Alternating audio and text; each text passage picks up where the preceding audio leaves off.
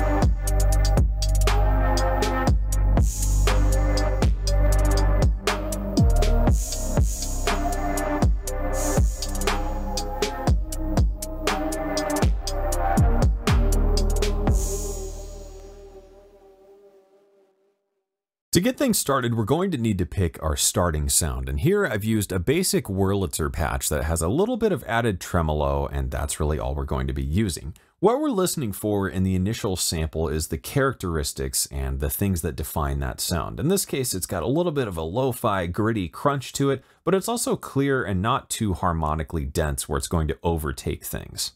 As you can see here, I've laid out a basic melody, and it just sounds like a straightforward Wurlitzer at this point.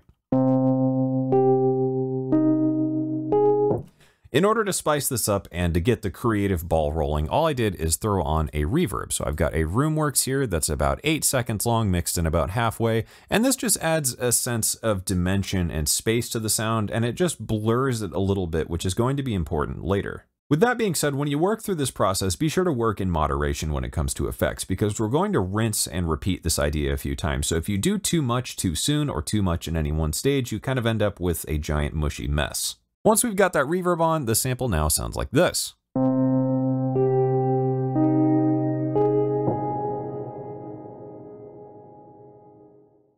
Now that we've got the basic sample done, what we're going to do is render this out to audio, and then we're going to start manipulating it with a couple different processes and more effects to get it to be a bit more interesting and not sound like something we've heard a million times before.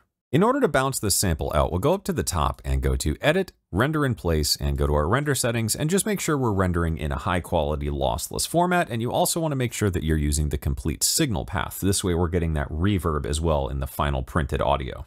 Now we've rendered out our audio and it sounds exactly the same. It's just got the reverb printed into it, and what we can do now is just a couple quick things to completely transform the sound. To begin processing the sample, I want to do two things. I want to reverse it and I want to time stretch it. So to do that, we'll go up here to the top and go to Audio, Processes, and then Reverse. Then we'll go up to our selection tool here and make sure we're on Sizing Applies Time Stretch mode. Then we just want to double this out. So right now it's only 8 bars, so I just need to stretch this to be 16 bars. If we take a listen to this now, we should hear the sample backwards and stretched out a bit.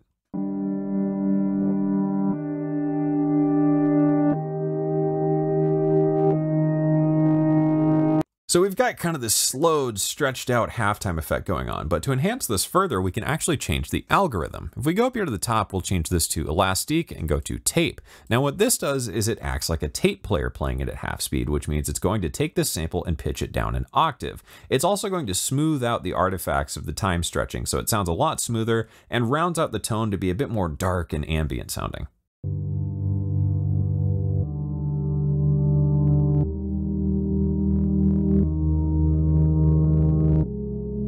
Now, in order to spice this up a little bit more, I've added a couple more quick effects, a tremolo, a vibrato, and then just another reverb to smooth things out and take some of the edge off. The tremolo here is really slow and relatively deep, that way we're just getting some kind of movement to the sound. The vibrato is what's really important here. With a low depth and a relatively slow rate, we're kind of getting more of a tape warble effect, so this is going to enhance that kind of sampled, lived-in, used feel. And then I've just got a short reverb here, 40%, a little over 1 second long. And again, that just smooths out the sound and just adds that little bit of blur. Now, like I mentioned earlier, we're going to bounce this out and rinse and repeat this process to keep stacking up this processing and give this sample a bit more life and character. To do that, we'll once again go up to Edit, Render in Place, and we can use Render with current settings because it'll just copy the settings we used last time. To finalize this sound and give it a bit more of a real feel, not so digitally tracked, what I've done is add a bass amp effect here. In the pre-effects, I added a chorus and an overdrive. I played with the amp and cabinet settings till I found a combination that I liked. In the microphones, you can totally play with different configurations, blends, and positions, and there's just a lot of subtle tweaks you can apply to really change the sound. But the important thing is in the configuration tab, make sure you're in stereo, otherwise you're going to get a mono sample. And we want to keep that nice, wide, washed out character from the reverb. After all that, there was a bit too much low end, so I just used a post effect graphic equalizer to shave off some of that low end here, and this is the final result.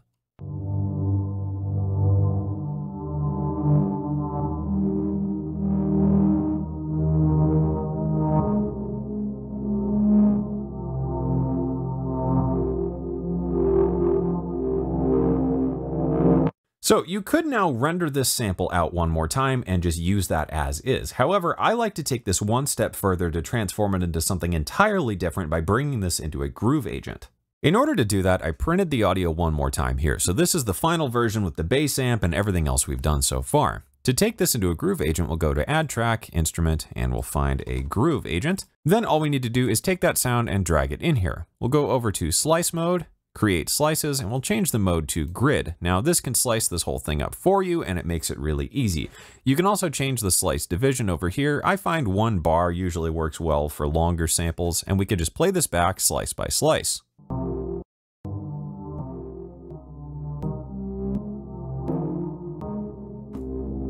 Now, as an added tip, in order to avoid that kind of annoying click and pop, we can just select all of our samples here by holding Shift and going across the pads. We'll go into the amp envelope and just shave off a little bit of attack and add a little bit of release. That way it's just going to smooth out this whole thing as we play the different pads. From here within Groove Agent, you can go into each of these pads, like let's say here, shift this one up an octave, we could shift this one up a fifth, we could move different things around, we could reorder these pads, you can do whatever you want. So after I've done that, I've spliced together a new melody here by playing different pads on the Groove Agent that aren't necessarily in order. I've varied the rhythm, the length that I'm holding the notes, and all that kind of stuff, and this just resamples this melody into a whole new thing. Without the added effects, the final result sounds like this.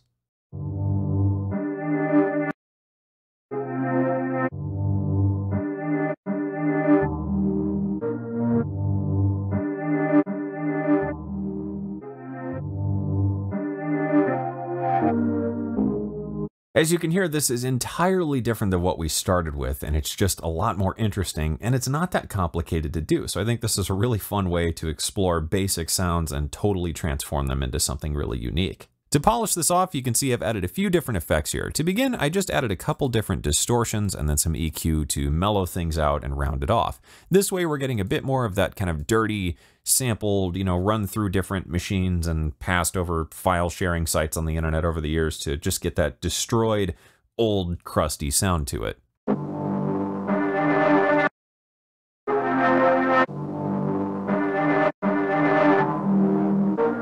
To get that little bit of digital dust and glitter up top, I've used a bit crusher here, and this is a really great effect for this. So I've used the sample divider and set this to 2, and then changed the mode. So instead of being super harsh and kind of super crispy up top, this is a bit more mellow and rounded off to where it's not so fizzy, but it does add a really unique character.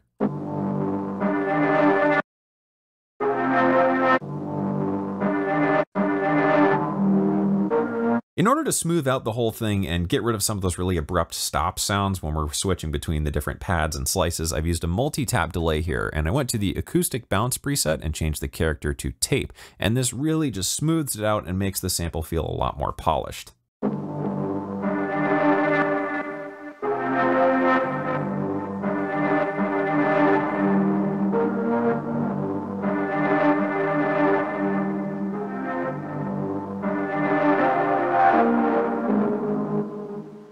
As a final bonus tip, I think it's fun to take the original sound as well and bring it back in, because this can layer really nicely with the new chopped up and manipulated sample we've created. So I took that original Wurlitzer sound, brought the melody down here, and then shifted it up an octave. Then I added a whole bunch of different effects just to change the character of the sound to something that layers a bit better. I've added some reverb, I've got bit crusher, distortion here from DATube, some EQs just to round things off, another multi-tap delay, vibrato, and tremolo, and that took that original kind of plain Wurlitzer sound and turned it into this.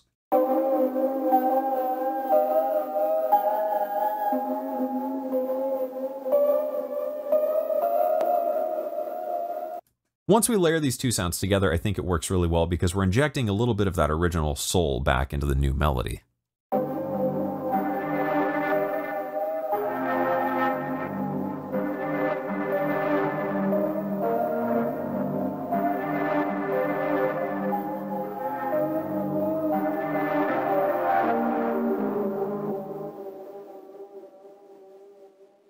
From here, you could rinse and repeat this process as many times as you'd like. You could even take the new layered sample and kind of run it through that same effects chain a couple times and see what you get. You could reverse things, stretch them out even further, shrink them back, re-reverse them, do whatever you want in order to twist and mangle these in new and creative ways. And so I think that concludes our time here today. So thanks for hanging out with me, and I hope you enjoyed it. For more information on Cubase, you can head over to steinberg.net, and for more tutorials and all things Cubase, be sure to subscribe down below.